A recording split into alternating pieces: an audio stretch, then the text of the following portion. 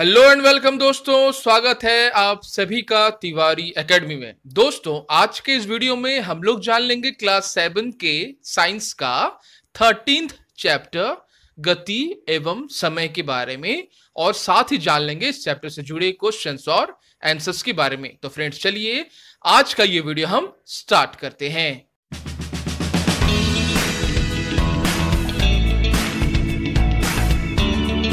तो फ्रेंड्स, जैसा आप सभी देख पा रहे हैं, इस चैप्टर का हेडिंग है गति एवं समय।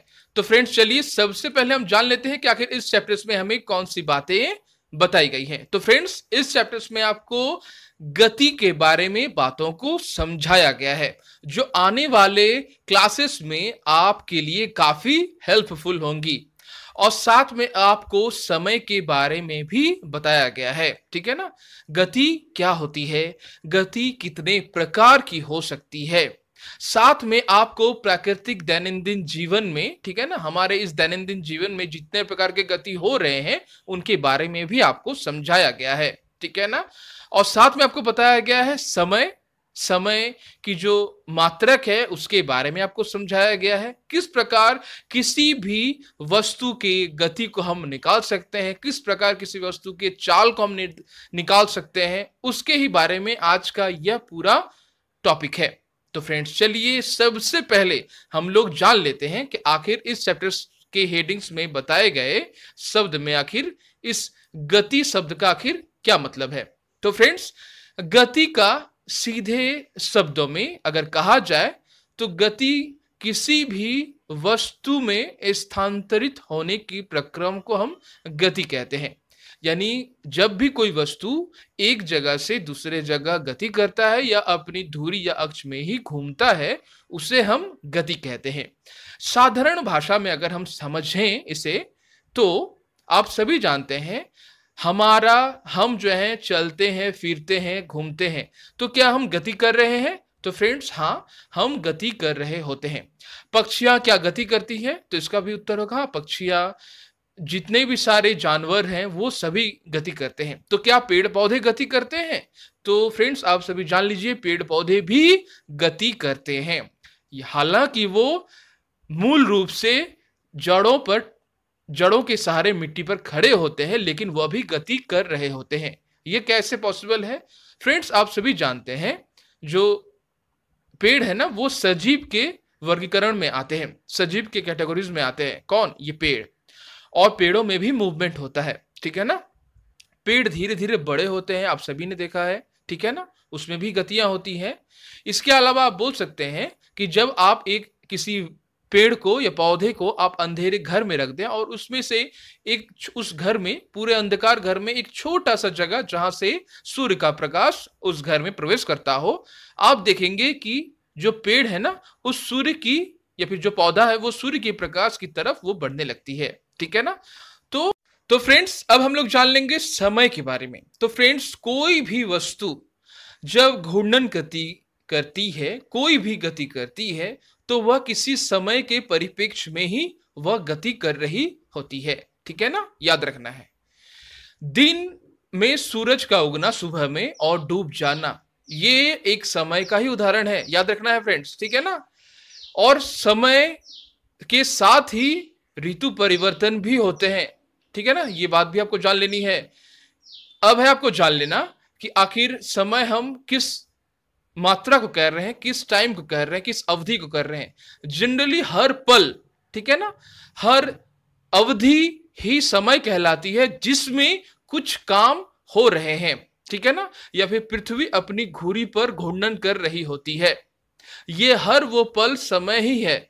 समय की सबसे छोटी मात्रा, याद रखना है, समय की सबसे छोटी मात्रा है सेकेंड्स। ठीक है ना। याद रखना है आपको इन बातों को। समय यानी गति एवं समय के साथ क्या संबंध है, ये बात अगर आपसे पूछा जाए तो आप क्या कहोगे? फ्रेंड्स, कोई भी वस्तु जब गति करती है तो वह एक निश्चित समय के साथ ही करती है। याद रखना है, गति को पूरा करने और गति को शुरू करने और गति को खत्म करने में उससे एक निश्चित समय लगता है। याद रखना है। ठीक है ना। आगे हम लोग गति और समय के संबंध को और भी विस्तारित से जानेंगे।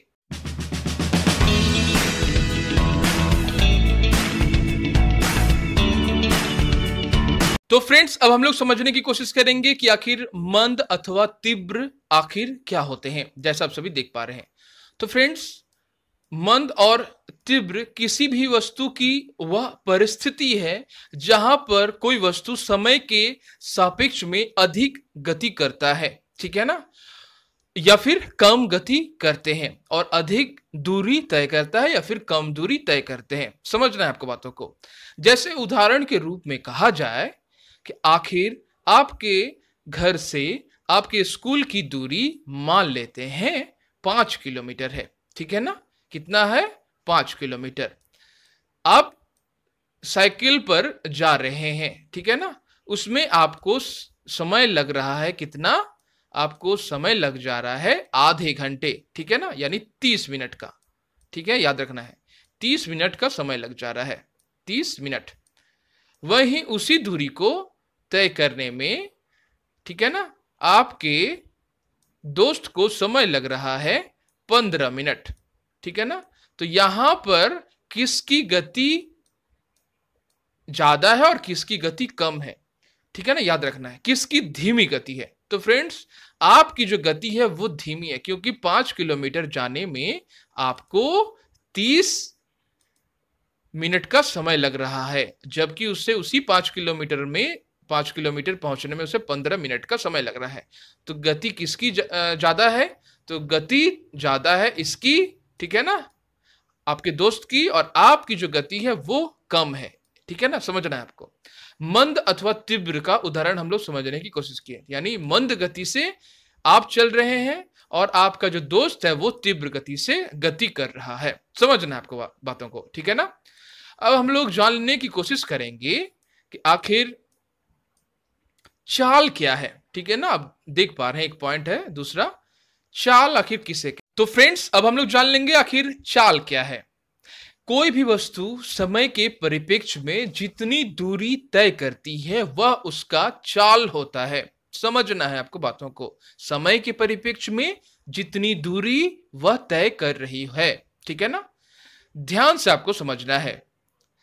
अब आपको जान लेना है कि मान लीजिए एक कोई वाहन है, ठीक है ना, एक कार है जिसे 100 किलोमीटर तय करने में 100 किलोमीटर तय करने में उससे 10 घंटा का समय लगता है। ध्यान देना है, ठीक है ना, 100 किलोमीटर तय करने में 10 घंटा का समय लगता है। वहीं दूसरे वाहन को 100 किलोमीटर तय करने में उसे सिर्फ 4 घंटा का समय लगता है। कितने घंटा का? 4 घंटा का। ध्यान देना है। अब है चाल क्या है? तो चाल क्या है? किसी वस्तु द्वारा उसके समय के परिप्रेक्ष्य में तय की गई दूरी ही चाल है।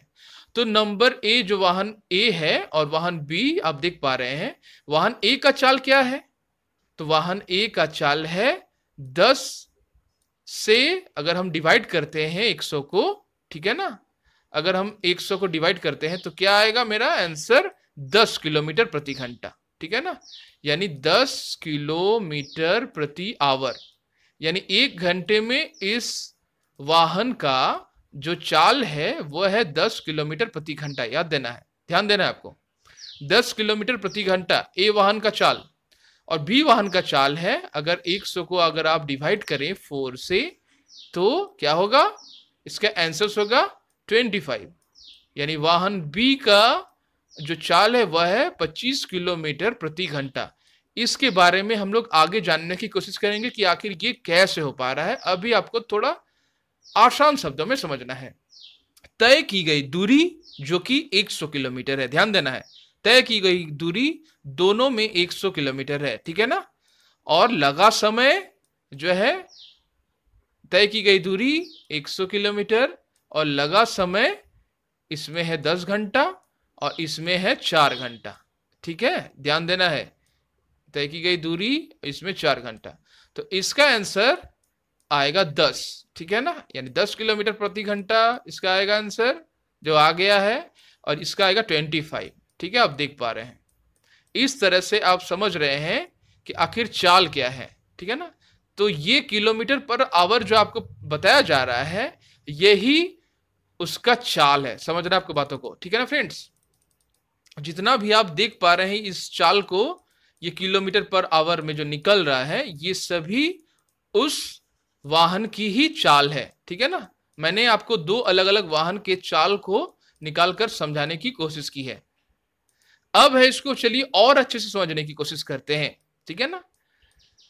पहले हम चलिए जान लेते हैं कि आखिर चाल को हम एक सीधे साधारण शब्दों में हम कैसे समझ पाएंगे, ठीक है ना। ध्यान देना है। जैसे यदि हम दो बसों द्वारा 1 घंटे में तय की गई दूरी जानते हैं, तब हम यह बता सकते हैं कि उसमें कौन सा अपेक्षाकृत मंद है। जैसा मैंने कुछ देर पहले मंद और तीव्र में आपको कुछ देर पहले बताया। किसी वस्तु द्वारा, ध्यान देना है, किसी वस्तु द्वारा एकांक समय में तय की गई दूरी को उस वस्तु की हम चाल कहते हैं, ठीक है। ध्यान देना है, किसी वस्तु की एकांक समय में तय की गई दूरी को चाल कहते हैं। अब है आपको समझना उदाहरण की सहायता से। जैसे आप देख पा रहे हैं,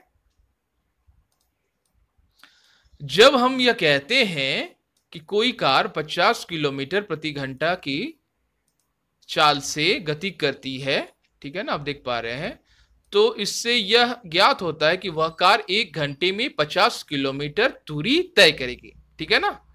तथापि कोई कार बिरले ही 1 घंटे तक किसी नियत चाल समान गति से चलती है। वास्तव में वह धीमी चाल से गति आरंभ करके फिर अपनी चाल बढ़ाती है।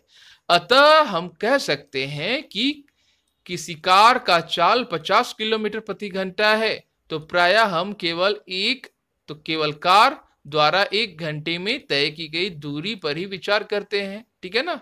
ध्यान देना है आपको इन बातों को।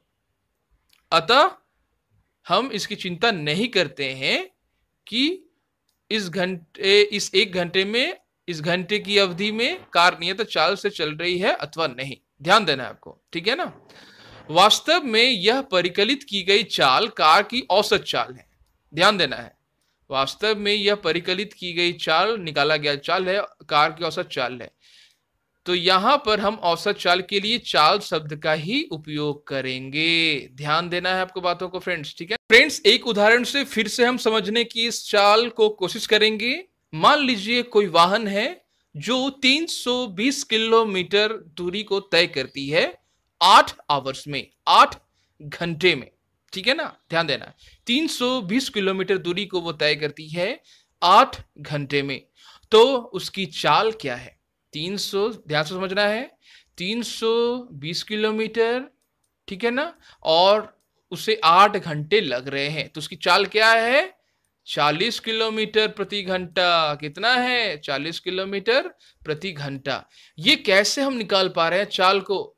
जबकि चाल जो है एक औसत प्रक्रिया है, यानी 1 घंटे में वह गाड़ी 40 किलोमीटर, हर बार घंटे में, 1 घंटे में वो 40 किलोमीटर ही तय कर रही है। ध्यान समझना है। आगे बढ़ेंगे इसको और भी अच्छे से समझने के लिए। जैसा आप सभी देख पा रहे हैं, चाल को निकालने की कुछ विधियां होती हैं, कुछ फॉर्मूले होते हैं, कुछ तरीके होते हैं।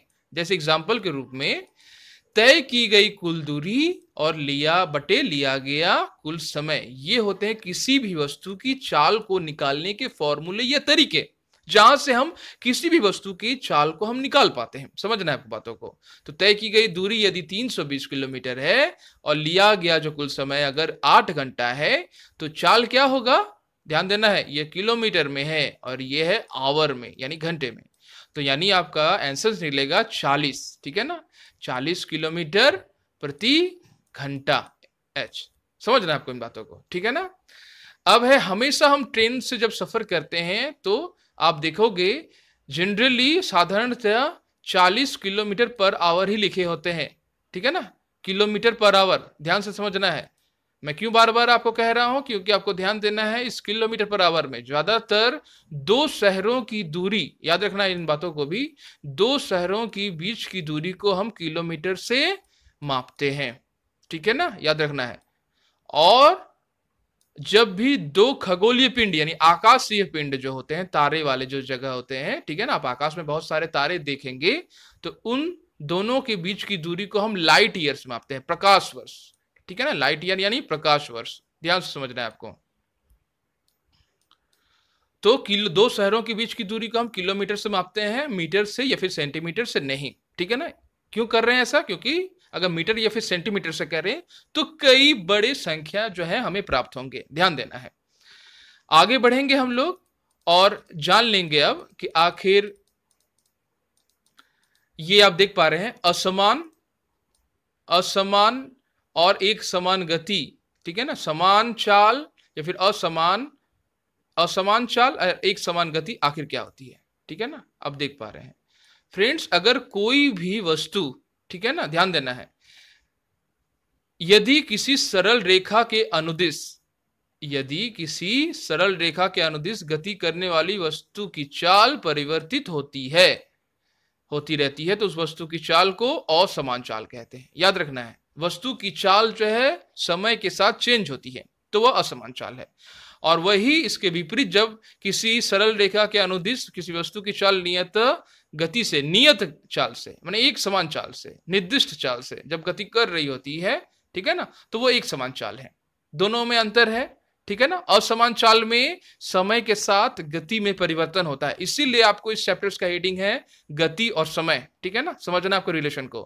किसी भी वस्तु की चाल जब समय के साथ बदलती रहती है, ठीक है ना, यानी गति समय के साथ बदलती रहती है, तो उसे हम असमान चाल कहेंगे। ठीक है ना। हो सकता है पहले कोई भी वस्तु पहले आधे घंटे में, ठीक है ना, वह पहले आधे घंटे में वह 40 किलोमीटर की दूरी तय की। कोई भी वाहन पहले आधे घंटे में अगर मान लेते हैं वह 40 किलोमीटर की दूरी तय करती है, और बाद वाले आधे घंटे में, ठीक है ना, वह मान लेते हैं कि 80 किलोमीटर अगर तय करती है, तो यहां पर आपको देखने को मिल रहा है कि वस्तु के चाल में डिफरेंस है। इसे हम असमान चाल कह रहे हैं। ठीक है ना, समान नहीं है जो। ठीक है, अब आपको जान लेना है एक समान गति। एक समान गति कहने का तात्पर्य यह है कि वस्तु हर समय एक ही समान गति से वह मूव कर रही है, गति कर रही होती है। समझना आपको बातों को। ठीक है ना फ्रेंड्स, अब हम लोग जान लेंगे समय की माप के बारे में कुछ बातें, जैसा आप सभी देख पा रहे हैं। तो फ्रेंड्स, आप सभी जानते हैं समय के लिए हम लोग जनरली घड़ी को देखते हैं, लेकिन पुराने जमाने में जो होता था वह होता था सूर्य को देखकर। ठीक है ना, सूर्य को देखकर या फिर चंद्रमा को देखकर समय को बताया जाता था, या फिर महीने को बताया जाता था। समझना है आपको बातों को।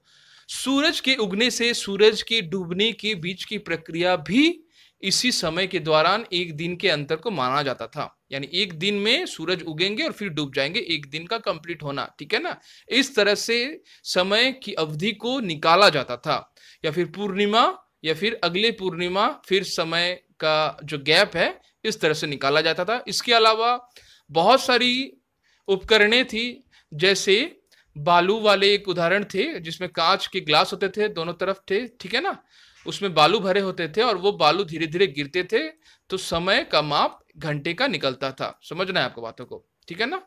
इसके अलावा बहुत ऐसे सूर्य वाली जो घड़ी है ना, सौर घड़ी, उसका भी उपयोग आज भी है। ठीक है ना, याद रखना है। बहुत ऐसे जगह हैं जहां पर, दिल्ली का जंतर मंतर है, जहां पर आपको सूर्य घड़ी देखने को मिलेंगे। याद रखना है। अब है आपको जान लेना कि आखिर समय की माप आखिर क्यों इंपॉर्टेंट है। ठीक है ना, समय की माप फ्रेंड्स इसलिए इंपॉर्टेंट है क्योंकि समय के ही अकॉर्डिंग, अगर समय नहीं होगा तो किसी भी वस्तु की हम गति को नहीं निकाल पाएंगे। अगर कोई भी वस्तु समय को नहीं प्रदर्शित करता है, ठीक है ना, समय के अनुसार अगर दूरी को तय नहीं कर पाता है, समय ही नहीं है या फिर दूरी ही नहीं है, समय और दूरी बहुत ही एक अंतर्निहित इनमें संबंध है। अगर समय का आप पता नहीं लगा पाते हैं तो आप नहीं बता पाएंगे कि आखिर उसकी चाल क्या है। समझना है, समय का काफी इंपॉर्टेंट रोल है। आप सभी जानते हैं समय से ही हम अपने स्कूल में जाते हैं, समय से ही स्कूल से छुट्टी होती है, समय पर ही ट्रेन या फिर बस किसी जगह से खुलते हैं, इसलिए समय का काफी इंपॉर्टेंट है हमारे जीवन में। ठीक है ना। अब समय को हम जानने के लिए हम साधारणतः यूज करते हैं घड़ी का, लेकिन यहां पर आपको इस चैप्टर में बताया गया है सरल लोलक के बारे में। ठीक है ना, ध्यान देना है। सरल लोलक आवर्ती गति का एक उदाहरण है। ये सरल लोलक आप सभी जानते हैं। इसमें होता क्या है, पहले इसे हमें समझना है। सरल लोलक पेंडुलम आप जानते हैं, ठीक है ना, उसके बारे में ही आपको बताया जा रहा है। सरल लोलक धातु के एक छोटे गोले अथवा पत्थर के टुकड़े को किसी दृढ़ स्टैंड से धागे द्वारा निलंबित करके बनाया जाता है, ठीक है ना। धातु के गोलक को लोलक का गोलक कहते हैं, ध्यान रखना है, ठीक है ना। ये लोलक का गोलक पेंडुलम में उपस्थित जो पेंडुलम होता है ना, ये हिस्सा बहुत आप ऐसे घड़ी देखे होंगे जिसमें पेंडुलम वाला हिस्सा जो है वो दोलन करता हुआ रहता है, एक बार इधर से इधर, इधर से इधर, ये दोलन करता हुआ हमेशा वो रहता है, ठीक है ना, समझना है। उसे हम लोग कह रहे हैं लोलक, ध्यान देना है। अब आपको जान लेना है कि लोलक की आवर्ती या फिर दोलन गति क्या होती है। जैसा मैंने कहा कि लोलक जो होता है वो एक स्थान से दूसरे स्थान, फिर दूसरे से फिर पहले स्थान, फिर दूसरे स्थान, इस तरह से वो हमेशा करता रहता है, यानी घड़ी की जो सेकेंड का जो सुई है वैसा वो चलता रहता है, ठीक है ना, समझ रहे हैं आपको बातों को। यही वो काल है, ध्यान देना है, आवर्ती काल या फिर दोलन गति यही है, ठीक है ना। अब आपको जान लेना है कि आखिर ये सही रूप से इसकी जो चाल है, लोलक की जो गति है, वो कैसे हम निर्धारित करते हैं। तो फ्रेंड्स आप सभी जानते हैं लोलक जो होता है वो एक स्थान से दूसरे स्थान, ठीक है ना, में जाता रहता है, यानी एक स्थान यहां फिर यहां, इस तरह से वो जाता रहता है, एक बार इधर से इधर और एक बार इधर से इधर। लेकिन अब हम लोग जान लेंगे आवर्त काल आखिर क्या होती है, समझना है बात को, ठीक है ना। ये आप देख पा रहे हैं हेडिंग्स में, आवर्त काल आखिर क्या है, चलिए इसे समझते हैं। आवर्त काल में होता क्या है, जब भी लोलक उसके मध्य बिंदु से, ध्यान देना है, मध्य बिंदु से लोलक जब एक बार यहां तक और देन यहां से होती हुई फिर यहां तक आती है ना, यही लोलक का आवर्त काल होता है, ध्यान देना है। लोलक के आवर्त काल कहने का तात्पर्य यही है कि लोलक एक सेकेंड में जो समय को जितनी दूरी वो तय कर पा रही है, देख पा रहे हैं, ये यहां से गया फिर यहां से फिर यहां तक का आना, ठीक है ना, समझना आपको बातों को। यहां पर आपको बुक में भी, आपके बुक में अच्छी तरह से समझाया गया है, आप देख पा रहे हैं, ठीक है ना, ध्यान से समझना है आपको बातों को। तो अगर सिंपल शब्दों में अगर कहें तो सरल लोलक का एक दोलन पूरा करने में जितना समय लगता है, सरल लोलक का एक दोलन पूरा करने में जितना समय लगता है उसे सरल लोलक का आवृत्त काल कहते हैं। कई बार एग्जामिनेशंस में पूछा जाता है फ्रेंड्स, ध्यान से समझना है आपको, ठीक है ना। अब आपको जान लेना है कि आखिर क्या आपके लोलक का आवर्त काल हर बार लगभग समान आता है। यह भी कई बार एग्जामिनेशन में पूछा जाता है, ठीक है ना, परीक्षाओं में पूछा जाता है कि जो लोलक है उसका आवर्त काल, जो घूमती हुई दिशा जो है, एक बार इधर से एक बार इधर, एक बार इधर से, ऐसे जो घूम रही है, क्या हर बार लगभग हर समान ही आ रहा है। तो इसका उत्तर होगा हाँ फ्रेंड्स, इसके बीच में जो लगा जो समय है ना वो बिल्कुल हर बार बराबर होता है, ठीक है ना, याद रखना है कि आपके लोलक का आवर्त काल हर बार लगभग समान आता है, बिल्कुल सही, ठीक है ना, ध्यान देना है आपको। तो इसी तरह से आप जान लेंगे कि ये दोलक आखिर क्यों इंपॉर्टेंट है, ठीक है ना। अब आपको जान लेना है आखिर क्वार्ट्ज घड़ी हम किसे कह रहे हैं। आजकल अधिकांश घड़ियों में एक या दो सेलों वाले विद्युत परिपथ होते हैं, इन घड़ियों को ही हम क्वार्ट्ज घड़ी कहते हैं। इनके द्वारा मापा गया समय पहले उपलब्ध घड़ियों के द्वारा मापे गए समय से अधिक यथार्थ होता है, ठीक है ना, ध्यान देना है, यही क्वार्ट्ज घड़ी होती है।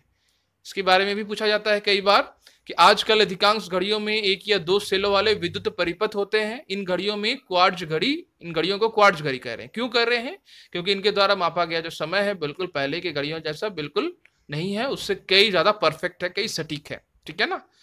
क्वार्ट्ज घड़ी कहने का तात्पर्य इनमें सेलों का उपयोग होता है जो विद्युत परिपथ से जुड़े होते हैं, ठीक है ना। विद्युत के बारे में हम लोग आगे के चैप्टर्स में जान लेंगे फ्रेंड्स, ठीक है ना, विद्युत और विद्युत परिपथ से जुड़े बातों को।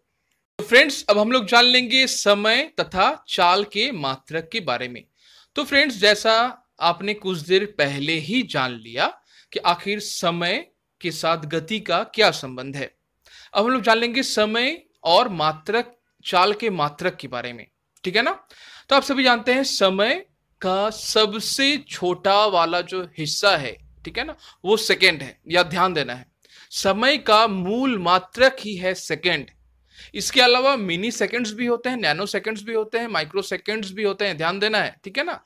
लेकिन हम लोग सेकंड्स को ही मानते हैं, ध्यान देना है। समय का जो मूल मात्रक है वो सेकंड ही है। इसका प्रतीक है एस, ध्यान देना है आपको। समय के बड़े मात्रक भी हैं, जैसे आवर्स के रूप में, मिनट्स के रूप में, ये बड़े मापक हैं, ठीक है ना। मिनट्स सेकंड से बड़ा होता है और मिनट से भी बड़ा होता है आवर, ध्यान देना है आपको, ठीक है ना। इस प्रकार ये एक दूसरे से संबंधित है। अब आपको जान लेना है कि चाल का जो मात्रक है वो आखिर क्या होगा। चाल का चूंकि चाल जो है वो कैसे निकलती है, आपने कुछ देर पहले ही जाना। चाल निकलती है दूरी बटे समय, किसी वस्तु द्वारा तय की गई दूरी और किसी वस्तु द्वारा उस दूरी को तय करने में लगा समय ही चाल कहलाता है। अतः चाल का जो मूल मात्रक हुआ क्या पता है? मूल मात्रक हुआ मीटर और बाई सेकेंड, मीटर पर सेकेंड। हम क्या कहेंगे? मीटर बाई सेकेंड को मीटर पर सेकेंड, ठीक है ना। दूरी का आप देख पा रहे हैं मीटर्स है, ठीक है ना।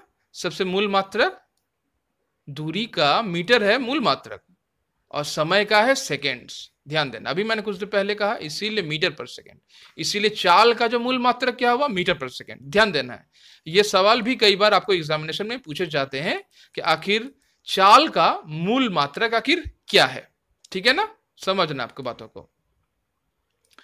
इसके अलावा आपको जान लेना है कि जब भी बहुत ऐसे टाइम होते हैं जहां पर हम मीटर पर सेकेंड्स का उल्लेख नहीं करते हैं, ठीक है ना। मीटर पर सेकेंड्स के अलावा हम किलोमीटर पर आवर को भी उल्लेख करते हैं, ठीक है ना। जैसे एक शहर से दूसरे शहर अगर कोई गाड़ी जा रही है, वाहन जा रहे हैं, तो उसके बीच की दूरी को हम किलोमीटर से प्रदर्शित करेंगे। उनके बीच में लगा समय को हम आवर में प्रदर्शित करेंगे, ना कि उनके किलोमीटर को हम मीटर में प्रदर्शित करेंगे और ना ही उनके बीच लगा समय को हम सेकंड्स में प्रदर्शित करेंगे। याद रखना है, यह मूल मात्रक है। मीटर पर सेकेंड मूल मात्रक है, सबसे छोटा है, ठीक है ना, याद रखना है। फ्रेंड्स, अब हम लोग कुछ बातें जान लेंगे चाल मापना के बारे में। चाल को हम किस प्रकार से माप सकते हैं? वैसे तो फ्रेंड्स, इस आधुनिक युग में चाल को मापने के कई सारे तरीके हैं, ठीक है ना। लेकिन आज के इस टाइम में हम लोग किसी भी वाहन या फिर वस्तु की चाल को हम माप सकते हैं, ठीक है ना, विभिन्न प्रकार के डिवाइस का अनुकरण करके, ठीक है ना। जहां वो डिवाइसेस उस वाहन में इस्तेमाल होने वाले पहिए के घूर्णन गति से यह जान लेता है कि आखिर उस वस्तु की चाल आखिर क्या है, ठीक है ना। समझने की कोशिश करेंगे फ्रेंड्स, ठीक है ना। जैसे आप सभी जानते हैं कि जो उपग्रह है ना, वो पृथ्वी की कक्षा में छोड़े जाते हैं, ठीक है ना। वह रॉकेट प्रायः 8 किलोमीटर पर सेकेंड की चाल से प्राप्त होता है, ध्यान देना है आपको, ठीक है ना। वो किलोमीटर पर सेकेंड की चाल से चलता है। इसके विपरीत कछुआ जो है वो 8 सेंटीमीटर पर सेकेंड की चाल से लगभग चलता है। लेकिन बात यहां पर यह है कि अगर आपको चाल की माप आपको पता करनी है, यदि आपको वस्तु की चाल ज्ञात हो जाए, ठीक है ना, आप सभी ने जान लिया है कि चाल किसी वस्तु का हम किस प्रकार से ज्ञात कर सकते हैं। तो आप दिए गए समय में उसके द्वारा चली गई दूरी, ठीक है ना, उसे आप ज्ञात कर सकते हैं। आपको केवल चाल को समय से गुना करना होगा, ठीक है ना। जैसे चली गई दूरी चाल मल्टीप्लाई बाई गुना समय, यह होगा आपका उत्तर। तो इससे हम किसी भी वस्तु की तय की गई दूरी को हम माप सकते हैं कि आखिर वह कितनी दूरी गई, क्योंकि चाल जो कि मीटर पर सेकेंड में आया, ठीक है ना, जो कि मूल मात्रक है, और समय कितना समय उसे लगा, ठीक है ना।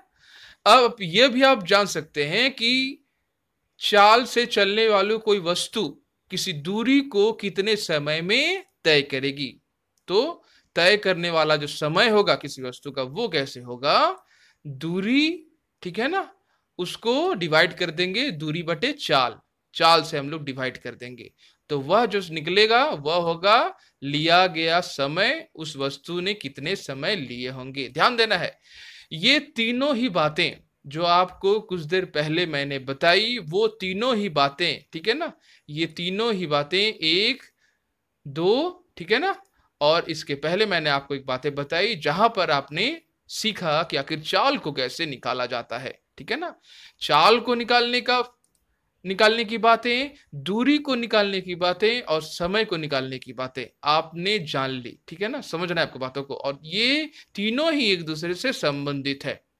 अब आपको जान लेना है कि आज के इस प्रौद्योगिक भरे युग में, समय में आखिर चाल की माप कैसे की जाती है। जैसा मैंने आपको कुछ देर पहले कहा, इसकी मापन जो है वो चाल मापी यंत्र से की जाती है। ये चाल मापी यंत्र क्या होता है आप देख पा रहे हैं। अपने स्कूटर अथवा मोटरसाइकिल पर एक मीटर लगा हुआ देखा होगा, ठीक है ना, कार बसों में भी देखा होगा, डैशबोर्ड हम लोग कहते हैं, ठीक है ना। इनमें से एक मीटर के कोने पर किलोमीटर पर आवर लिखा होता है, आप देख पा रहे हैं, किलोमीटर पर आवर होता है, ठीक है ना। उससे हम लोग ही कह रहे हैं स्पीडोमीटर। क्या कह रहे हैं? स्पीडोमीटर, कितनी स्पीड से वह गाड़ी जा रही है, ध्यान देना है, ठीक है ना। यह है स्पीडोमीटर, आप देख पा रहे हैं, यह जो आप सर्कल देख रहे हैं यह है स्पीडोमीटर, और इसके अंत में देखिए लिखा हुआ है किलोमीटर पर आवर। गाड़ी जब 0 किलोमीटर पे होती है, ये जो एरो है ये 0 पर होता है। गाड़ी जब 40 किलोमीटर प्रति घंटा पर होती है, वो एरो यहाँ पर होता है। गाड़ी जब 60 किलोमीटर प्रति घंटा पर होती है तो यहाँ होता है, और गाड़ी जब 80 किलोमीटर प्रति होती है तो यहाँ होता है। हालांकि इन के बीच के दूरियों को डिवाइड किया गया है समान अंतराल पर। अगर गाड़ी 50 किलोमीटर प्रति घंटा पर होती है तो सुई कहां पर होगा, क्या आप बता सकते हैं? तो इसका आंसर होगा, ये होगा इस जगह पर, ध्यान देना है, इस जगह पर होगा, अगर 50 किलोमीटर प्रति घंटा में जा रही है, ठीक है ना। बिल्कुल यहां से 10 का डिफरेंस है और यहां से भी 10 का डिफरेंस है, ठीक है ना, इस जगह पर होगी। तो फ्रेंड्स, यह व्हील के रोटेशन से यह पता लगा लेता है कि आखिर उस वस्तु का चाल आखिर कितनी है, कितना किलोमीटर पर आवर से वह जा रहा है, ठीक है ना। इसे हम लोग स्पीडोमीटर कहते हैं। आगे बढ़ेंगे, हम लोग जान लेंगे कि आखिर ये ओडोमीटर होते क्या है, ठीक है ना। आप देख पा रहे हैं ओडोमीटर, बिल्कुल आप देख पा रहे हैं, ये जितने भी सारे आपने देखे अभी तक, इसमें देखिए बीच में अगर जूम करके दिखाया जाए तो यहां पर एक किलोमीटर होता है, ठीक है ना, आप देख पा रहे हैं 58511, ये जैसा एक स्ट्रक्चर होता है, इसे हम लोग ओडोमीटर कहते हैं। यहां पर यह बताती है कि गाड़ी कितने किलोमीटर की दूरी को तय कर रहा है, ठीक है ना। गाड़ी का स्पीड जो है, गाड़ी का जो चाल है वो यहां से हम जान लेंगे, चाल कितनी है, कितना किलोमीटर पर आवर से जा रहा है, लेकिन गाड़ी आखिर कितनी दूरी को तय की, ठीक है ना, वो हम यहां से जान लेंगे इस किलोमीटर लिखे हुए भाग से। और ये जो पोर्शन है वो चेंज होता रहेगा, ठीक है ना। ये 9 के बाद फिर क्या होगा पता है आपको, यहां पर ये एक हटके 2 आ जाएगा, समझना है, ठीक, ठीक है ना, ध्यान से देना है। ये 5858119, यहां पर हम लोग ओडोमीटर यानी पथ की दूरी, किसी भी वाहन के द्वारा तय की गई दूरी, पथ की दूरी हम इससे पता लगाते हैं, ठीक है ना। ये इसी के अंदर होता है, ये स्पीडोमीटर के अंदर ही होता है, या फिर अलग से भी इसका डायल बॉक्स होता है, समझना है आपको बातों को, ठीक है ना। तो फ्रेंड्स, अब हम लोग जान लेंगे दूरी, समय, ग्राफ के बारे में, कि आखिर ग्राफ में दूरी और समय को किस तरह से प्रदर्शित किया जाता है। जनरली फ्रेंड्स, ग्राफ जो होते हैं वो 2 प्रकार के होते हैं। एक जो ग्राफ होता है उसे हम लोग बार ग्राफ कहते हैं, ठीक है ना, और एक पाई चार्ट जैसा होता है ग्राफ, ठीक है ना, ध्यान देना है। अब आपको जान लेना है कि दूरी और समय के ग्राफ को हम किस प्रकार से प्रदर्शित करते हैं। तो फ्रेंड्स, ग्राफ पेपर में हम, ये आप देख पा रहे हैं ग्राफ पेपर का उदाहरण, जहां पर 2 अक्ष होते हैं, एक होता है एक्स अक्ष होता है, ठीक है ना, आप देख पा रहे हैं ये एक्स अक्ष है, और यहां पर ये हॉरिजॉन्टल होता है, ठीक है ना, और ये होता है लंबवत होता है, ठीक है ना, ये वर्टिकल होता है, इसे हम वाई अक्ष कहते हैं। उसके एक भाग में हम यह दूरी और समय के ग्राफ को निकालने की कोशिश करते हैं। ध्यान देना है आपको इन बातों को। अब इसमें से इसके एक भाग को लेने पर, ठीक है ना, इस भाग में हम लोग दूरी की बातों को लिखते हैं, दूरी को, ठीक है ना। ध्यान देना है, यहां पर हम लोग लिखते हैं दूरी को, और इस वाले भाग में हम लोग लिखते हैं समय को। यानी यहां पर अगर हम लिखेंगे दूरी, ठीक है ना, और यहां पर हम लोग लिखते हैं समय को, ठीक है ना। दूरी और समय को इस तरह से दिखाया जाता है ग्राफ पेपर में। दूरी ये है, ठीक है ना, आप देख पा रहे हैं, और समय बिल्कुल ये है।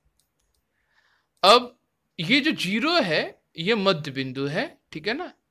यहां से कोई भी जब वाहन, ठीक है ना, जब चलना शुरू होती है, अगर मान लिया जाए कोई एक निश्चित वाहन जो बिल्कुल समान गति से, नियत गति से गति करती हुई जब जाती है, तो हम ग्राफ में प्रदर्शित उसको इस प्रकार से करते हैं, ठीक है ना। ध्यान देना है, बिल्कुल सीधी रेखा में ध्यान देना है।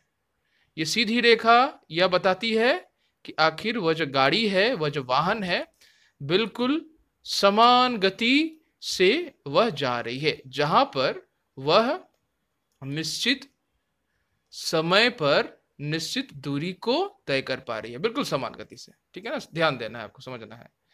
अगर कोई भी वाहन मान लिया जाए कि ज्यादा समय लग रहा है लेकिन दूरी वह कवर नहीं कर पा रही है, यानी वाहन जो है धीमा है, यानी ग्राफ को उस समय हम ऐसे प्रदर्शित करेंगे। ध्यान देना है, ठीक है ना।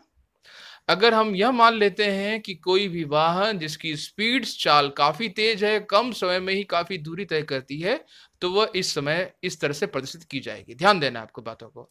यहां पर कांस्टेंट स्पीड है, चाल जो है नियत है, बराबर है। ध्यान देना है, यहां पर चाल जो है वो बराबर है, ठीक है ना। यहां पर चाल है ज्यादा, ध्यान देना है, यहां पर चाल क्या है, ज्यादा है, और चाल यहां पर क्या है, यहां पर थोड़ा स्लो है, धीमा है, ठीक है ना, यहां पर है धीमा। इस तरह से ये आपको बताने हैं, ठीक है।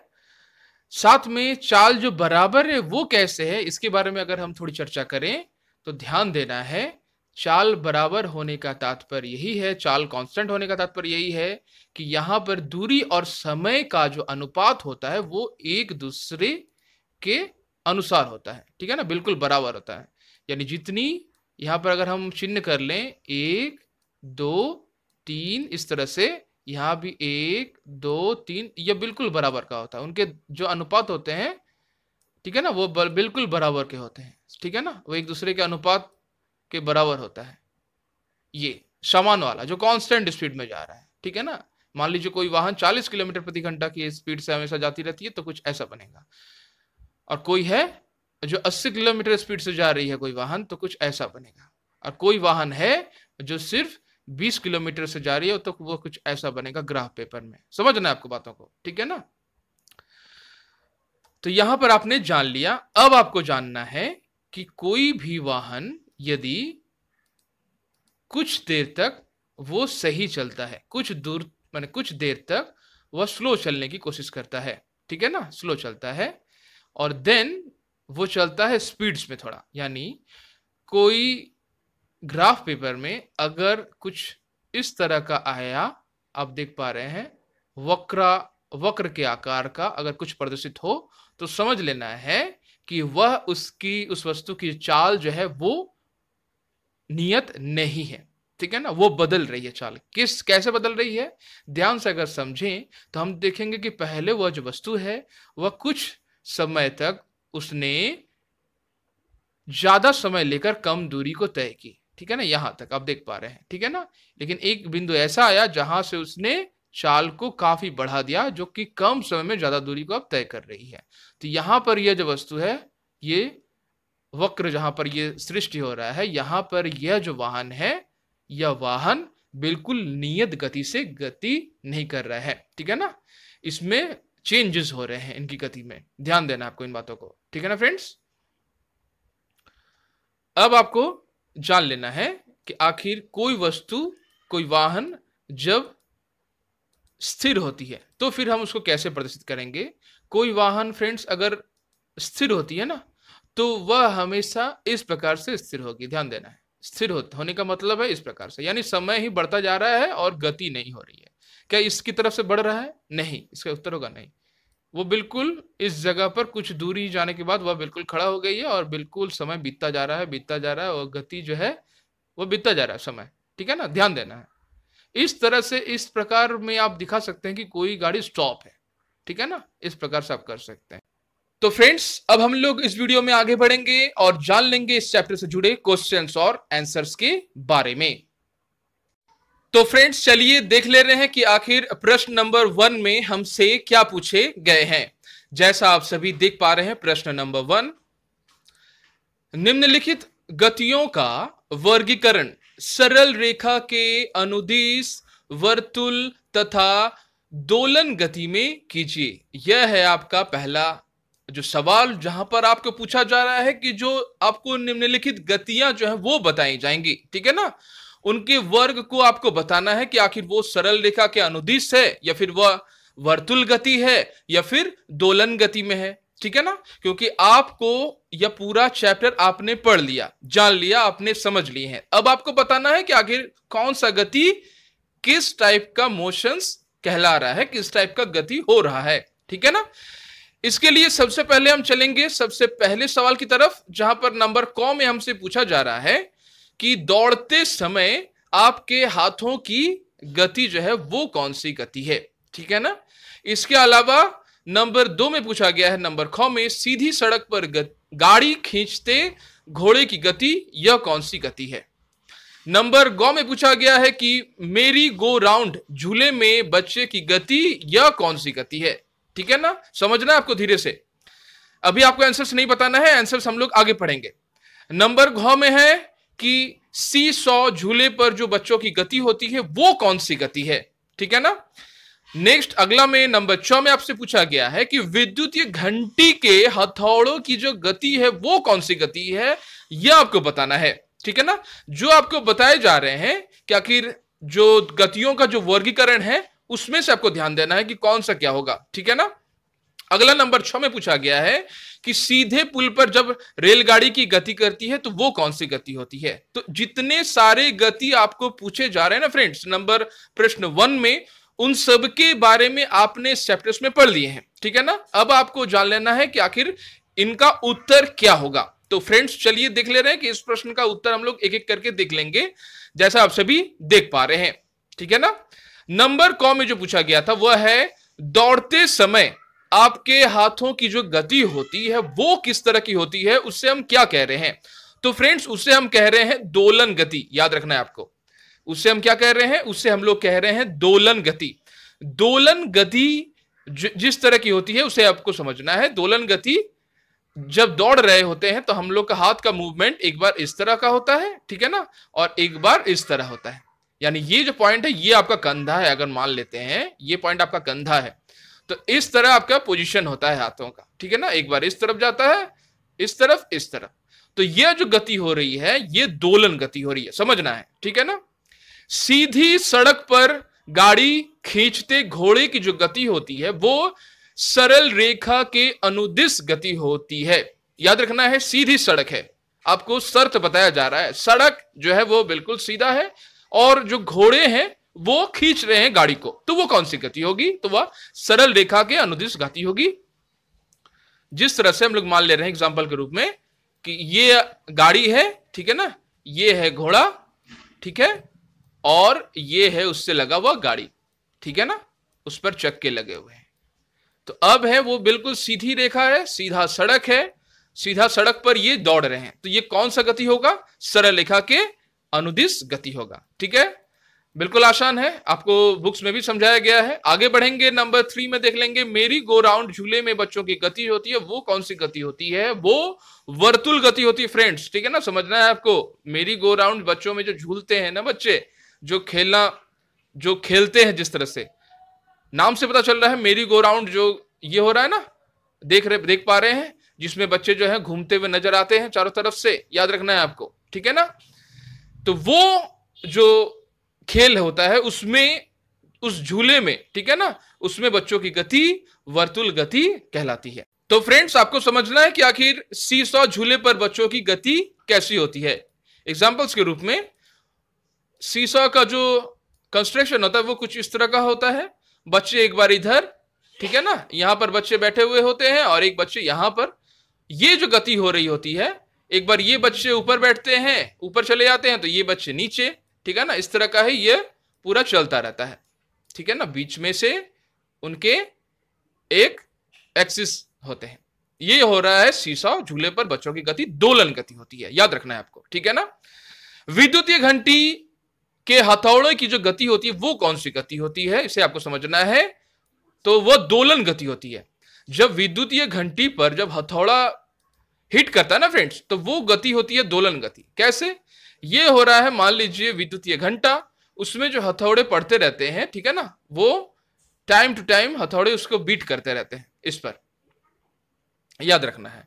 और विद्युतीय घंटी मान लीजिए इस तरह इतना बड़ा होता है, और एक बार ये इस प्रकार जाते हैं ये हथौड़ा, और फिर इस पोजीशन में आता है, फिर इस पोजीशन में आता है, ठीक है ना, फिर चले आता है, तो ये बहुत ही फास्ट होता है, ठीक है ना, याद रखना है आपको। तो ये जो गति होती है ये दोलन गति है। आगे बढ़ेंगे, देख लेंगे नंबर 6 में हमसे क्या पूछा गया, सीधे पुल पर रेलगाड़ी की जो गति होती है वो कौन सी है। तो सरल रेखा के अनुदिश, बिल्कुल पुल है सीधा, ये मान लेते हैं ब्रिज है, और यहां से रेलगाड़ी जो है वो जा रही है, ठीक है ना। रेलगाड़ी जब जा रही है बिल्कुल सीधी रेखा में, ये पुल है, अब देख पा रहे हैं, और तो ये जो गति होगी ये बिल्कुल सरल रेखा में होगी, ठीक है ना, याद रखना है आपको इन बातों को। तो फ्रेंड्स अब हम लोग आगे बढ़ेंगे और देख लेंगे कि प्रश्न नंबर 2 में हमसे क्या पूछा गया है। प्रश्न नंबर 2 आप देख पा रहे हैं, निम्नलिखित में से कौन सा कथन सही नहीं है, यह आपको पूछा जा रहा है, ठीक है ना। पूछा यह जा रहा है कि कौन सा आपको कथन जो है बताया गया है वो सही नहीं है। बहुत सारे कथन आपको दिए गए हैं, पढ़ के बस समझना है आपको कथन सही है या फिर गलत है, ठीक है ना। सही के सामने सही लिख देना है, गलत के सामने गलत भी लिख देना है, मेंशन कर देनी है आपको। अब है आपको नंबर 1 में जो सवाल पूछा गया है वो है कि समय का मूल मात्रक, ध्यान से समझना है, समय टाइम का मूल जो मात्रक होता है क्या वो सेकेंड है। तो बिल्कुल वो सही है, ठीक है ना, समय का मूल मात्रक ही सेकेंड है, ठीक है ना, याद रखना है, ये बिल्कुल सही है।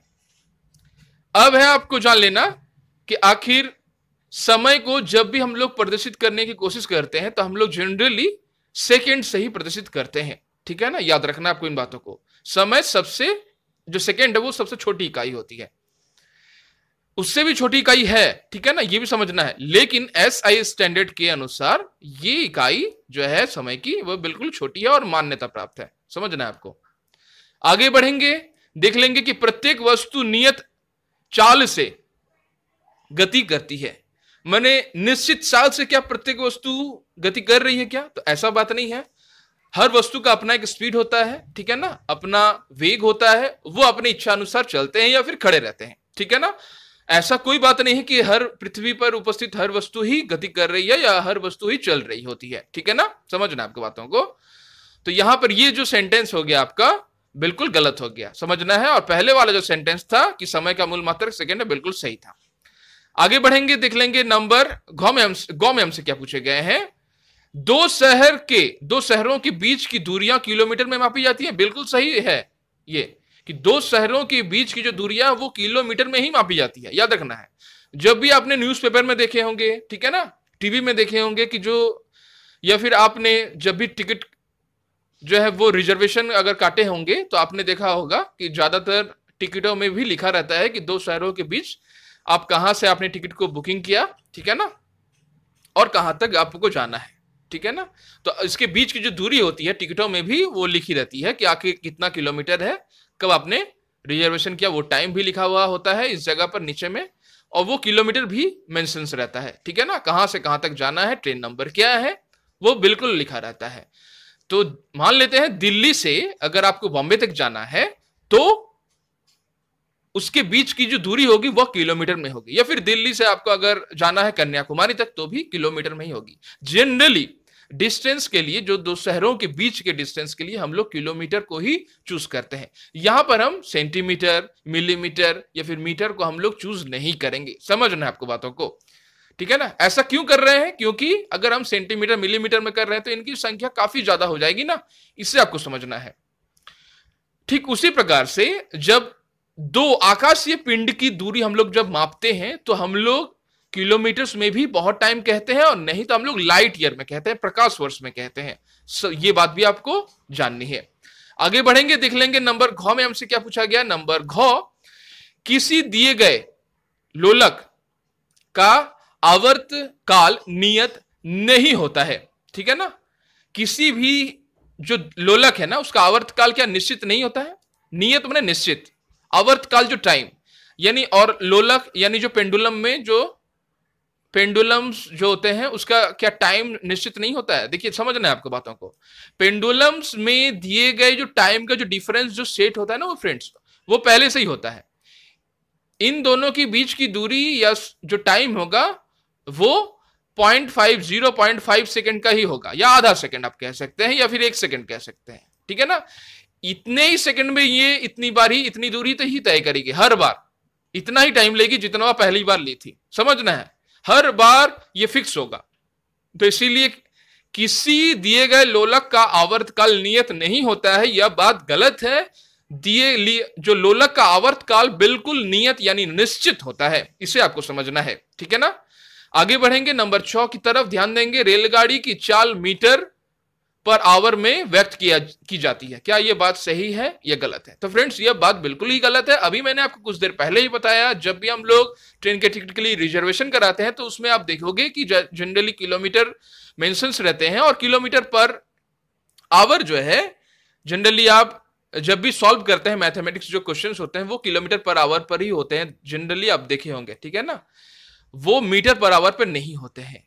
ठीक है ना, याद रखना है आपको इन बातों को। और रेलगाड़ी की चाल भी किलोमीटर पर आवर पर ही निकाली जाती है। जैसे मान लिया जाए कि अगर कोई किसी स्थान की दूरी है, दिल्ली से अगर बॉम्बे की दूरी 320 किलोमीटर है, ठीक है ना, समझना है आपको बातों को, और ये 4 घंटे में पूरा करती है।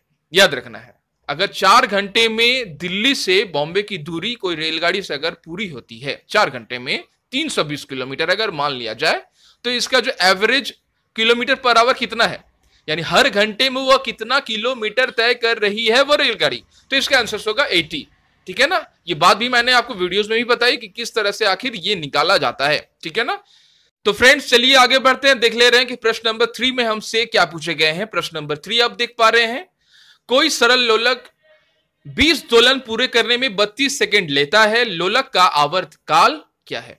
तो फ्रेंड्स जैसा आपने वीडियोस में भी जाना कि किस तरह से लोलक का आवर्त काल हम लोग निकालते हैं। ठीक है ना, कोई लोलक अगर 20 दोलन करता है, उसे पूरे करने में 32 सेकंड लगते हैं, ठीक है ना, तो लोलक का आवर्त काल क्या है? आवर्त काल कहने से मतलब कि लोलक को एक दोलन पूरी करने में कितने समय लगते हैं, समझना है। लोलक अगर 20 दोलन को पूरी कर रहा है 32 सेकंड्स में, तो उसे उसका आवर्त काल मतलब वह 1 सेकंड्स में, यानी एक आवर्त काल को पूरी करने में वह उसे कितना सेकंड्स जो है वह कितना टाइम लगा रहा है। ठीक है ना, समझना है। तो आपको लिखना है सबसे पहले इस क्वेश्चंस के आंसर्स के रूप में कि एक दोलन पूरा करने में लगने वाला समय लोलक का आवर्त काल कहलाता है, यानी डेफिनेशंस यानी परिभाषा आपको समझा देनी है आंसर्स में। ठीक है ना, उत्तर पत्र में आपको लिख देना है कि एक दोलन पूरा करने में लगने वाला समय लोलक का आवर्त काल कहलाता है। अब आवर्त काल निकालने की जो फॉर्मूला है, जो विधियां हैं, जो प्रक्रम है, वो क्या है? कुल समय तो वह 32 सेकेंड है। ठीक है ना, दोलनों की संख्या 20 है। ठीक है ना, यानी 32/20 इक्वल्स टू हम लोग देख लेंगे 1.6 डिवाइड करने के बाद 1.6 सेकेंड्स। ठीक है ना, यानी एक दोलन को पूरा करने में लोलक को 1.6 सेकेंड्स लग रहे हैं। ठीक है ना, बहुत ही आसान है। आगे बढ़ेंगे, देख लेंगे प्रश्न नंबर 4 में हमसे क्या पूछे गए हैं। दो स्टेशनों की बीच की दूरी 240 किलोमीटर है। कोई दो स्टेशन है, उनके बीच की दूरी है 240 किलोमीटर।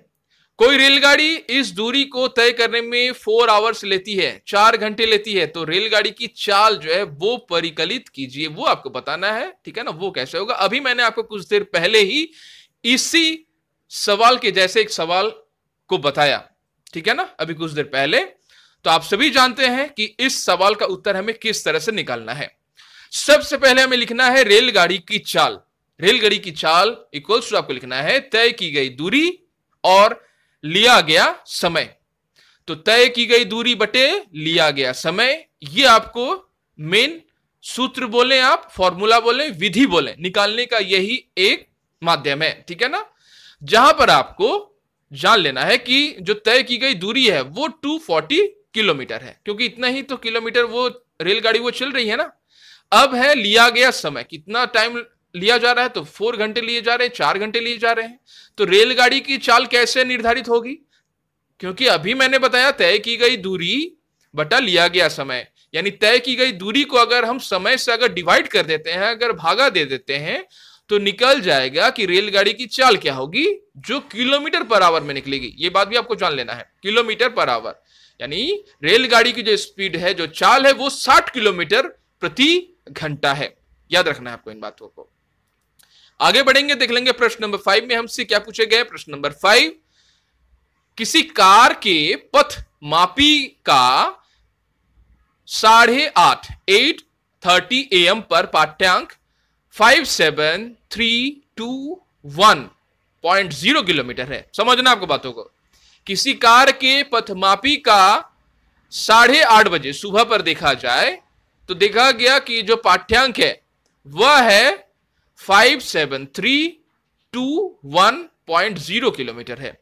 यदि 8:50 AM पर, ठीक है ना, 8:50 सुबह ही है, ठीक है ना, यानी ठीक 20 मिनट के बाद पर पथमापी का पाठ्यांक परिवर्तित होकर 57336.0 किलोमीटर हो जाता है, ठीक है ना। तो कार के द्वारा चली गई दूरी कितनी है, यह है नंबर 1 सवाल। इसके अलावा और भी आपको पूछा जा रहा है, कार की चाल किलोमीटर पर मिनट में परिकलित कीजिए, ठीक है, ये 2 नंबर है।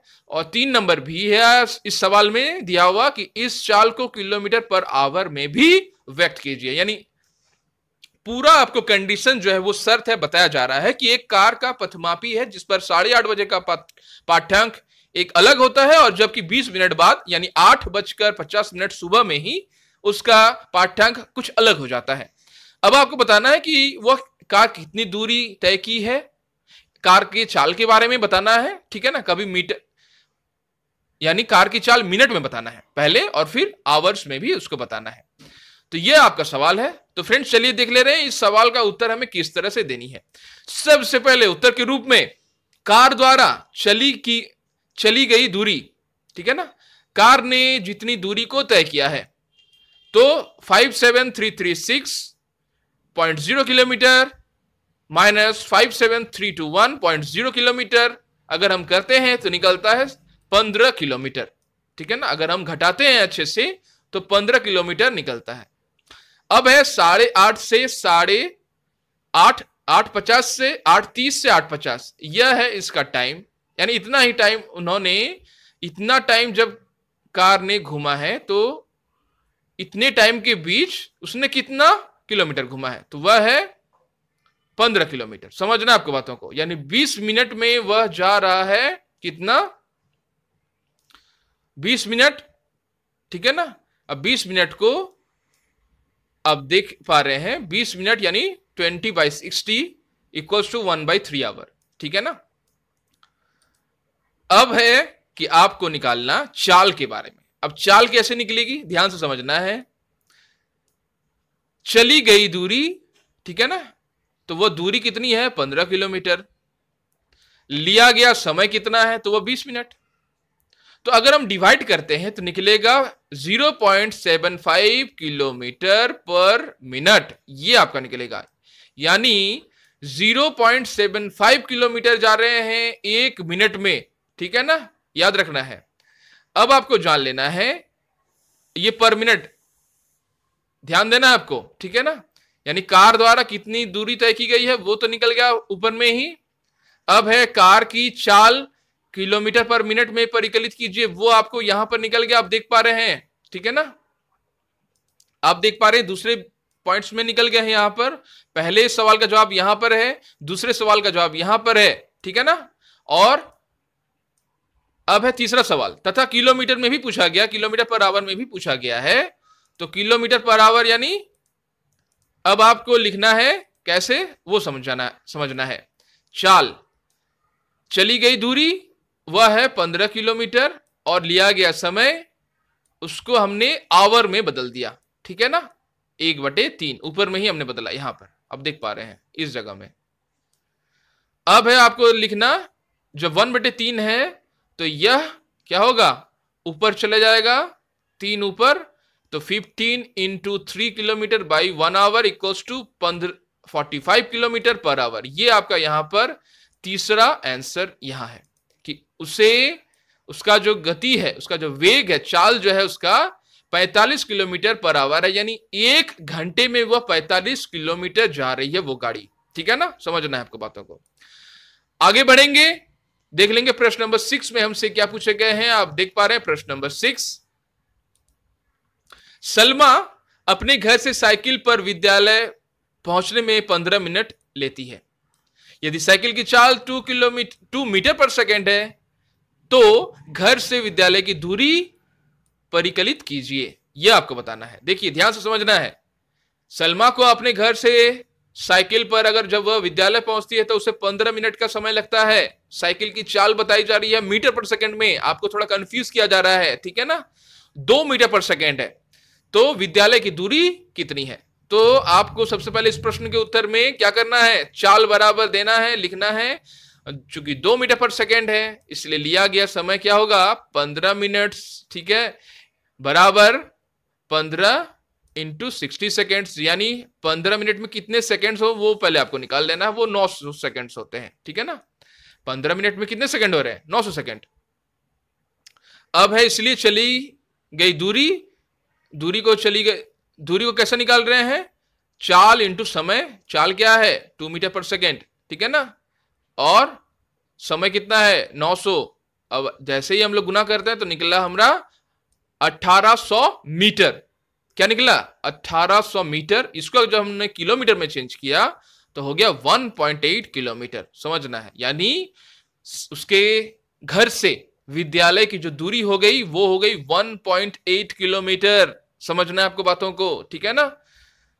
आगे बढ़े तो फ्रेंड्स चलिए अब हम लोग देख ले रहे हैं कि आखिर क्वेश्चन नंबर 7 में हमसे क्या पूछे गए हैं। प्रश्न नंबर 7 आप देख पा रहे हैं, निम्नलिखित स्थितियों में गति के दूरी, समय, ग्राफ की आकृति दर्शाइए। यह है आपका सवाल, ठीक है ना। समझना है आपको बातों को कि आखिर सवाल में हमसे क्या पूछा जा रहा है।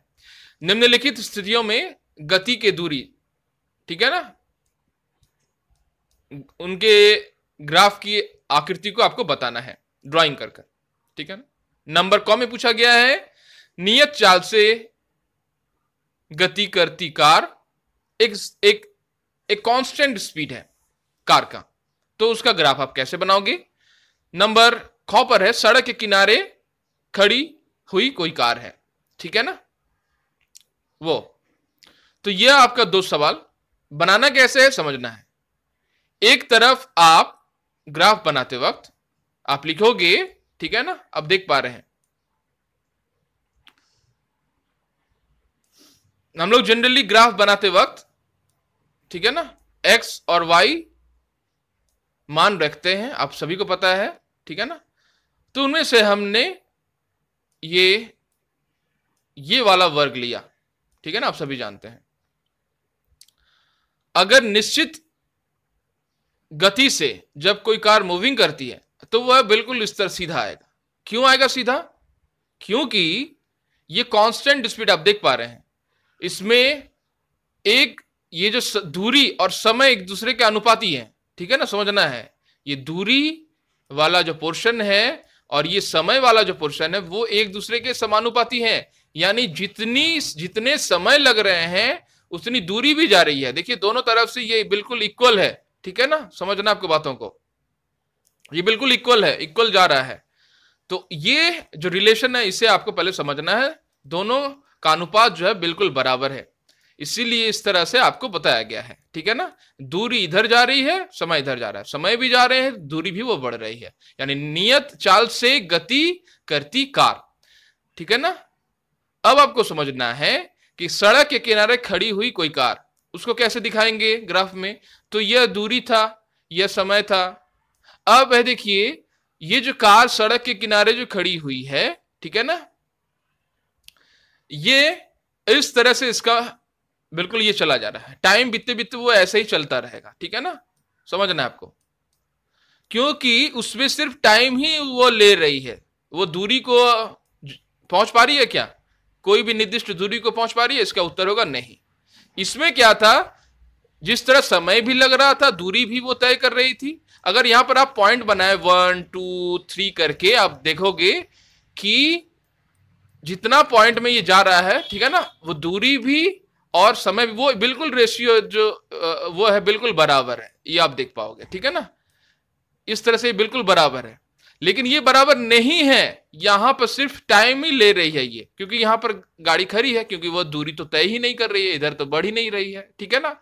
इसीलिए इस तरह से आपको यह ग्राफ जो है वो बनाना पड़ेगा, समझ लेना है आपको, ठीक है ना। मैंने आपके लिए ड्राइंग भी बना दिया है, अब आपको समझना है और अच्छे से ड्राइंग को बनाना है, ठीक है ना। आगे बढ़ेंगे फ्रेंड्स, देख लेंगे कि प्रश्न नंबर 8 में हमसे क्या पूछे गए हैं। आप देख पा रहे हैं प्रश्न नंबर 8, निम्नलिखित में कौन सा संबंध जो है वो सही है, ठीक है ना, ये आपसे पूछा जा रहा है, कौन सा संबंध है जो बिल्कुल सही है। चाल इक्वल्स टू दूरी इंटू दूरी मल्टीपल समय, और चाल इक्वल्स टू दूरी बटा समय, चाल बराबर समय बटा दूरी, चाल बराबर 1 बटे दूरी इंटू समय। तो फ्रेंड्स आपने अभी कुछ देर पहले ही जाना, अगर हमें चाल निकालना है तो दूरी, ठीक है, अगर हमें चाल निकालना है तो किसी भी वाहन का, तो हमें सबसे पहले जानना हो कि वह वाहन कितना दूरी चली है, वह कितना दूरी तय की गई है, ठीक है ना, और उसमें कितना समय लगा है। जैसे 320 किलोमीटर अगर कोई जा रहा था, मैंने आपको एग्जांपल्स में भी बताया, और सिर्फ अगर 4 घंटे लग रहे हैं, ठीक है ना, 320 किलोमीटर अगर कोई जा रहा है तो ये उसकी दूरी है। 4 घंटा क्या है, 4 घंटे में वो तय कर रहा है, तो 4 घंटा जो है वो उसका लगा समय है। तो इनसे अगर जब 4 घंटा से इनको डिवाइड जब कर देंगे तो क्या निकल जाएगा, 80 किलोमीटर निकल जाएगा ना, 80 किलोमीटर पर आवर। तो यह उसका क्या हो गया, चाल हो गया, कि यानी वो 1 घंटे में, अगर आप हिसाब करके देखो, ऐसे ही मल्टीप्लाई करके देखो, तो 1 घंटे में वो 80 किलोमीटर जा रही है, 1 घंटे में 80 किलोमीटर जा रही है, 1 घंटे में 80 किलोमीटर, तो 4 घंटे में 320 किलोमीटर को वो पहुंच जाती है। समझना है आपको बातों को, ठीक है ना फ्रेंड्स। आगे बढ़ेंगे, देख लेंगे प्रश्न नंबर 9 में हमसे क्या पूछे गए हैं। प्रश्न नंबर 9 आप देख पा रहे हैं, चाल का मूल मात्रक क्या है, चाल का जो मात्रक है वो आखिर क्या है, ठीक है ना, kilometre per minute, metre per minute, kilometre per hour, metre per second. तो फ्रेंड्स जो चाल है उसका जो मूल जो मात्रक है, ठीक है ना, वो है मीटर पर सेकंड। समझना आपकी बातों को, ठीक है ना, चाल का अगर मूल मात्रक देखा जाए तो वह मीटर पर सेकंड ही है, ठीक है ना। जब हम किसी चीज का जब चाल निकाल रहे हैं तो वह मूल मात्रक लेकिन मीटर पर सेकंड में ही होती है, फिर उसे हम ट्रांसफर करके किलोमीटर पर आवर में ले आते हैं, ठीक है ना, ये बात भी आपको याद रखनी है। आगे बढ़ेंगे, देख लेंगे प्रश्न नंबर 10 में हमसे क्या पूछा गया है। कोई कार 40 किलोमीटर पर आवर की चाल से 15 मिनट चलती है, इसके पश्चात वह 60 किलोमीटर पर आवर की चाल से 15 मिनट चलती है, तो कार के द्वारा तय की गई कुल दूरी क्या होगी। नंबर क 100 किलोमीटर, नंबर ख 25 किलोमीटर, नंबर ग 15 किलोमीटर, नंबर घ 10 किलोमीटर। तो फ्रेंड्स इसके लिए तो आपको हल बनाना पड़ेगा। तो 40 किलोमीटर पर आवर है, ठीक है ना, 40 किलोमीटर पर आवर की चाल से 15 मिनट चल रही है, फिर 60 किलोमीटर पर आवर की चाल से वो 15 मिनट चल रही है, यानी दोनों में आपको देखना है, दोनों जगह आपके कुछ ना कुछ जगह जो है वो डिस्टेंस वो तय कर रही है, और दोनों का कैलकुलेशन करके आपको निकालना है, फिर दोनों को जोड़ देना है, ठीक है ना। तो इसके लिए चलिए हम लोग देख लेते हैं उत्तर आखिर क्या होगा।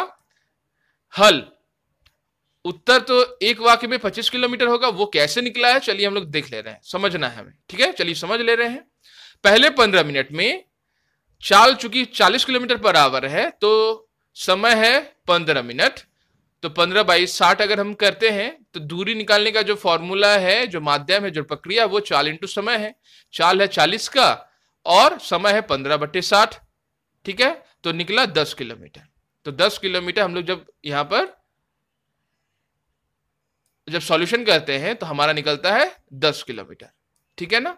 यानी ये 40 किलोमीटर प्रति घंटा के दर से जब वह 15 मिनट तक जाती है तो 10 किलोमीटर निकल जाता है। आगे बढ़ेंगे बाकी के 15 मिनट 60 किलोमीटर प्रति घंटे के रफ्तार से, तो इसमें भी वही सेम, ठीक है ना। जो मिनट है उसका हम लोग आवर में चेंज कर ले रहे हैं ताकि हम लोग को भी थोड़ा इजी हो जाएगा। तो दूरी का निकालने का फॉर्मूला क्या है, चाल इंटू समय। दूरी थी, ठीक है ना। अब है चाल उसका है 60, समय है 15/60, डिवाइड करेंगे तो 15 किलोमीटर निकलेगा। तो कुल दूरी क्या हुई, एक में 10 किलोमीटर निकला, दूसरे में 15 किलोमीटर निकला, दोनों को जोड़ दिए तो कुल समय हम लोग का निकल गया 25 किलोमीटर। समझना है आपको बातों को, ठीक है ना। इस तरह से आपको निकालना है। काफी इंपॉर्टेंट सवाल है, कई बार एग्जाम्स में भी पूछे जाते हैं। तो फ्रेंड्स चलिए अब हम लोग देख ले रहे हैं कि आखिर प्रश्न नंबर 11 में हमसे क्या पूछे गए हैं। आप देख पा रहे हैं प्रश्न नंबर 11। मान लीजिए चित्र 13.1 तथा चित्र 13.2 में दिखाए गए फोटोग्राफ 10 सेकेंड के अंतराल पर खींचे गए हैं। यदि इन फोटोग्राफों में 100 मीटर की दूरी को 1 सेंटीमीटर द्वारा दर्शाया गया है तो तीव्रतम कार की चाल परिकलित कीजिए। काफी अच्छा क्वेश्चन है फ्रेंड्स, ठीक है ना। आपके थिंकिंग को, सोचने की पावर को यह काफी बढ़ाने वाली सवाल है, ठीक है ना। सोच समझ के समझना है, लिखना है इसको। देखें, आप सॉल्व करने की कोशिश करें। मान लीजिए ये दो चित्र हैं और दिखाए गए फोटोग्राफ 10 सेकंड के अंतराल में खींचे गए हैं, ठीक है ना। याद रखना है 10 सेकंड के अंतराल में खींचे गए हैं और दोनों फोटोग्राफे में 100 मीटर की दूरी को तय करने में 1 सेंटीमीटर द्वारा दर्शाया गया है। यानी 100 मीटर की दूरी को 1 सेंटीमीटर द्वारा दर्शाया गया है। तो तीव्रतम कार की चाल जो है होगी वो क्या होगी, ठीक है। आपको समझना है कि आखिर 13.1 और 13.2 के अनुसार 10 सेकंड के अंतराल में तीव्रतम कार दूरी तय करेगी 2 सेंटीमीटर, ठीक है ना। अब इसको समझना है, ठीक है ना। आप देख पा रहे हैं ये जो कार की जो चाल है, इस पिक्चर्स को देखें तो आपको समझ में आ जाएगा। यहां पर आप देख रहे हैं कारों का पोजीशन, ठीक है ना, और यहां पर कारों का पोजीशन आप देख सकते हैं।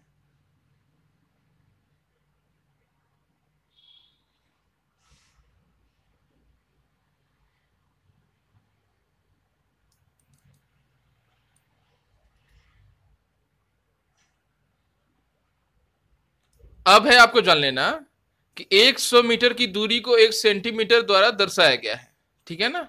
ध्यान देना है 100 मीटर की दूरी को 1 सेंटीमीटर द्वारा दर्शाया गया है।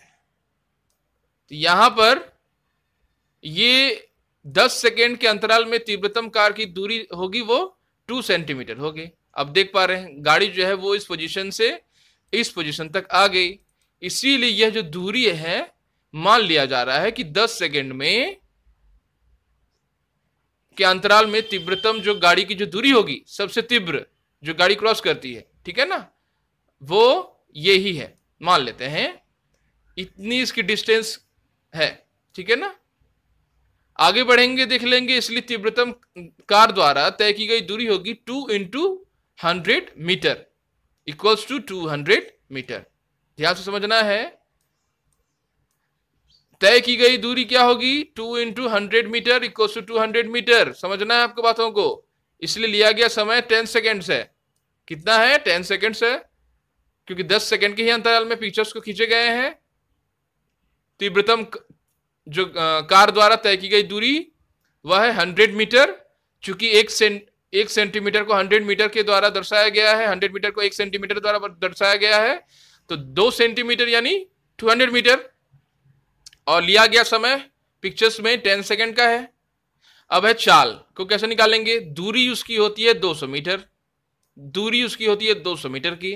और लगा समय जो होता है वो 10 सेकंड का, क्योंकि गैप जो हम देख रहे हैं, ठीक है ना, दो पिक्चर्स के बीच का गैप, इतने ही 10 सेकंड में वो गाड़ी इधर से इधर वो करती है, मतलब आगे बढ़ती है, कहने का तात्पर्य।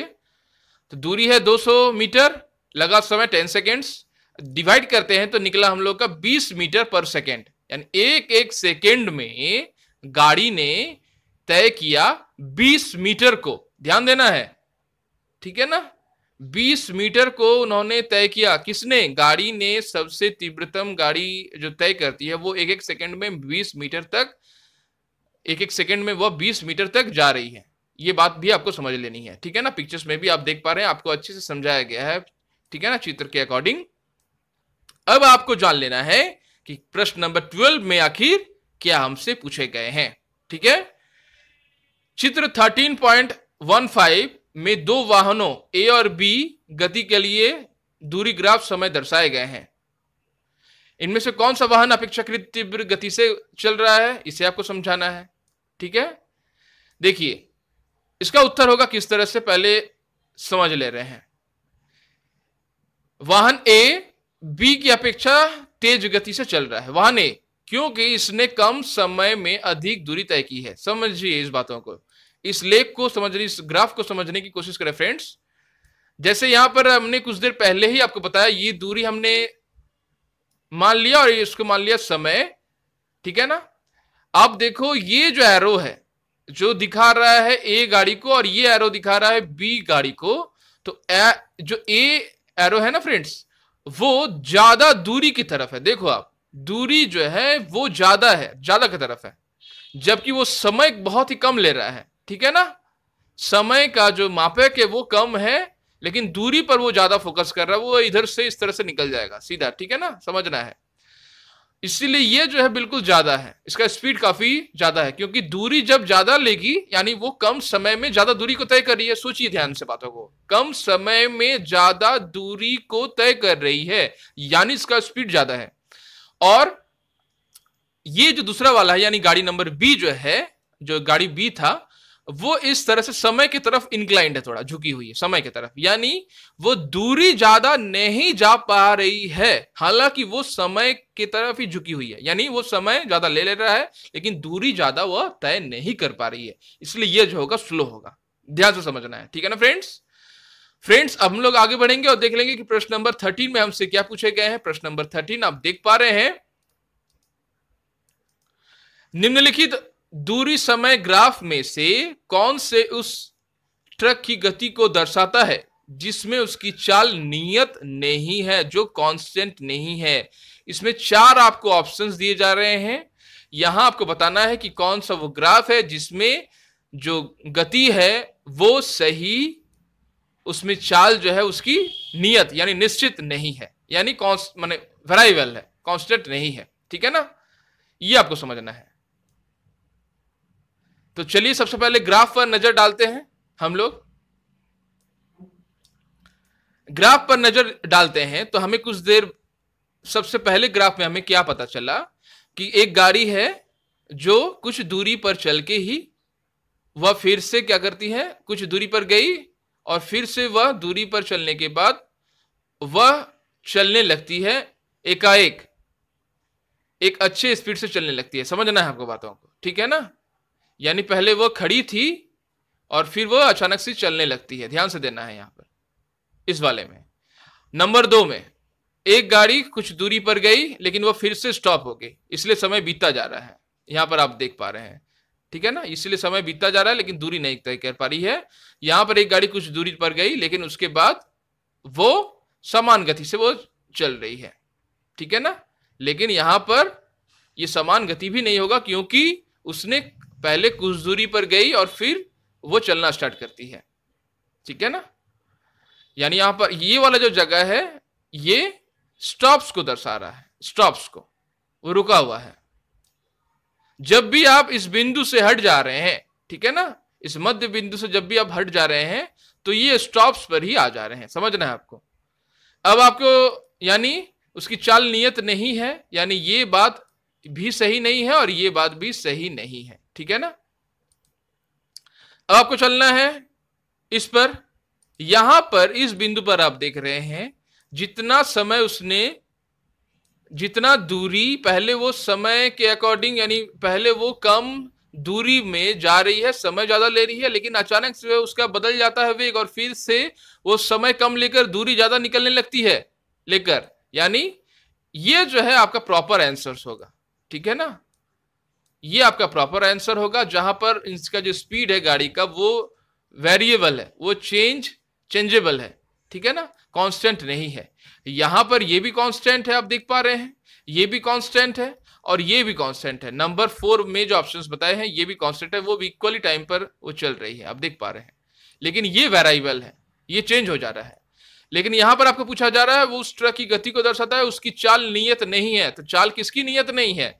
चाल इस नंबर सी की नियत नहीं है, नंबर 3 की नियत नहीं है, जो एक बार पहले ज्यादा समय लेकर कम दूरी गई थी। यहां पॉइंट तक आप अगर ख्याल करते हैं, अगर आप अच्छे से देख पा रहे हैं, ज्यादा समय लेकर कम दूरी पर तय करती है यहां तक, फिर यहां से वह ज्यादा दूरी तय करने लगती है कम समय लेकर, यानी वेरिएबल हो जा रही है, उसका कांस्टेंट स्पीड जो नहीं रह रहा है। ठीक है ना, कभी कम था स्पीड, अभी स्पीड ज्यादा हो गया है। ठीक है ना, यानी आपको लिखना है यदि चाल नियत हो तो उसका ग्राफ एक सरल रेखा को दर्शाता है। ध्यान देना है, आपको बताना है यदि चाल नियत हो तो उसका ग्राफ एक सरल रेखा को दर्शाता है। ग्राफ 3 में गति सरल रेखा में नहीं है। सरल रेखा में है क्या? तो सरल रेखा में नहीं है, गति इसकी बिल्कुल सरल रेखा में नहीं है, वो घूम रही है, कर्व जैसा हो जा रहा है। ठीक है ना, समझना है। तो फ्रेंड्स, यह था आज का वीडियो। मिलते हैं हम लोग नेक्स्ट के वीडियोस में।